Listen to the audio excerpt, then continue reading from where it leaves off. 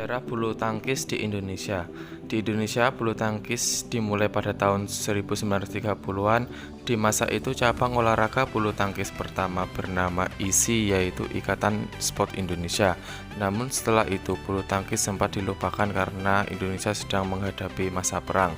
Namun setelah Indonesia merdeka, bulu tangkis kembali berkembang hingga sekarang. Bulu tangkis sama dengan badminton, yaitu salah satu cabang olahraga yang merupakan permainan menggunakan raket dan kok yang dipukul melewati net atau jaring yang berada di tengah lapangan. Permainan ini dilakukan oleh 2 orang atau 4 orang. Organisasi bulu tangkis.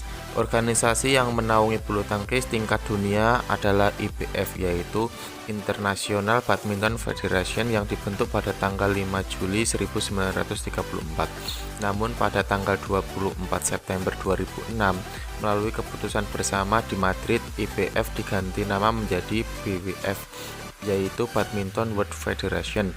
Sedangkan perkumpulan bulu tangkis pertama di Indonesia adalah PORI, yaitu Persatuan Olahraga Republik Indonesia, yang berdiri pada tanggal 20 Januari 1947, berkantor di pusat Yogyakarta. Seiring berjalannya waktu, PORI berganti nama menjadi PBSI atau Persatuan Bulu Tangkis Seluruh Indonesia, yang resmi berdiri di Bandung pada 5 Mei 1951. Sarana dan prasarana bulu tangkis. Setelah kita bahas sejarah dan organisasinya, selanjutnya kita akan membahas sarana dan prasarana yang digunakan dalam bulu tangkis.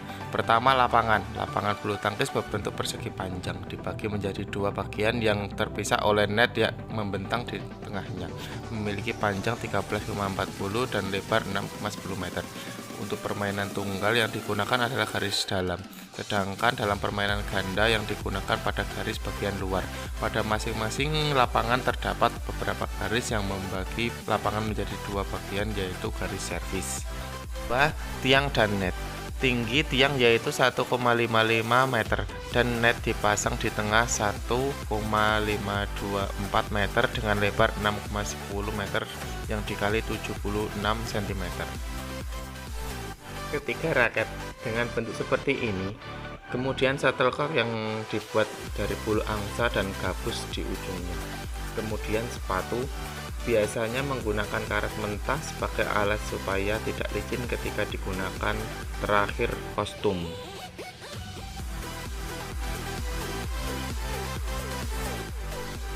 Kemudian kita beralih ke teknik dasar pukulan permainan bulu tangkis. Pertama, pukulan servis, yaitu pukulan awal dalam sebuah rally permainan. Ada 3 jenis servis dalam permainan bulu tangkis. Yang pertama, servis panjang. Servis ini bertujuan memukul shuttlecock melambung tinggi ke belakang sehingga shuttlecock dapat jatuh sedekat mungkin dengan garis belakang lawan. Yang kedua, servis pendek.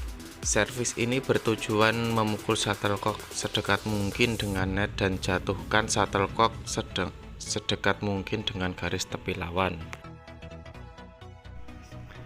Yang ketiga, servis flick, yaitu servis yang bertujuan untuk mengecoh lawan yang dimulai dengan gerakan melakukan servis pendek, akan tetapi ketika raket hampir menyentuh kok, secara tiba-tiba pergelangan tangan dikibatkan sehingga laju kok, seperti servis panjang yang arahnya melambung ke dekat garis belakang lawan. Kedua adalah pukulan drive, merupakan pukulan cepat dan mendatar. Pada umumnya diarahkan ke samping kiri atau kanan area lawan agar sulit dikembalikan. Pukulan ini sering kita jumpai dalam permainan ganda. Next, pukulan lob atau clear, yaitu pukulan shuttlecock melambung tinggi ke atas membentuk lintasan seperti parabola yang biasanya bola jatuh di belakang lawan. Pukulan ini dapat dilakukan dengan 2 cara, yaitu pukulan overhead lob atau memukul shuttlecock dari atas kepala, atau underhead lob, yaitu memukul saat shuttlecock berada di bawah badan. Pukulan ini sangat efektif untuk mengatur pola dan irama dalam permainan, karena dengan melakukan pukulan lock tempo, otomatis dapat dipercepat atau diperlambat. Kemudian ada pukulan drop shot. Pukulan drop shot merupakan pukulan shuttlecock yang mengarah jauh ke dekat net di area depan lawan.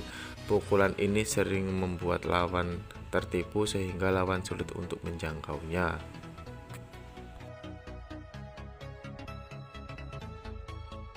Yang terakhir ada pukulan smash, yaitu pukulan shuttlecock yang cepat dan keras serta menukik menuju area lawan.